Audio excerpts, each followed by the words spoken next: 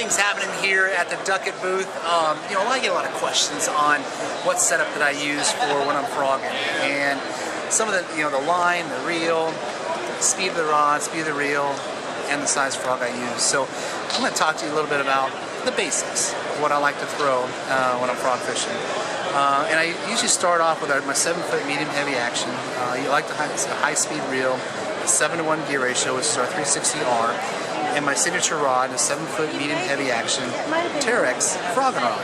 Now this is a rod that you can use for generally just throwing in open water. You can fish around on some grass a little bit like that, a little bit of cover and so forth. But for the most part, this is an action rod where you're actually target fishing and you're making a lot of casts throughout the day.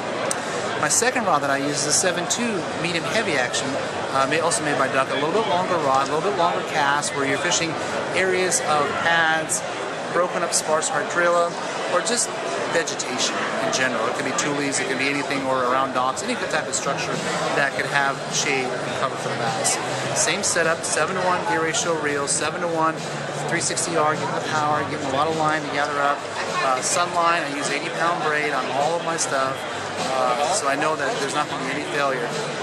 And finally, the last one that I use, it's a 7.4 action. It's our heavy action frogging rod that I use and that I recommend you using for the heavy grass, the slop, the moss, the matted vegetation that it's very, very difficult to get a good set out of. So we build a rod for every specific situations you'll encounter when you're frog fishing, from anywhere from action fishing, throwing it to targets, to fishing over heavy matted vegetation.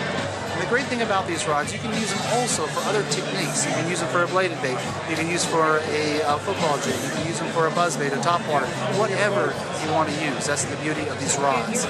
So take a look at them. It's a Terex model made by Ducket Fishing. It's got my name written right on it, Dean Rojas. You know it's going to be proven. It's what I use on tour, and it's something you should use in your home life.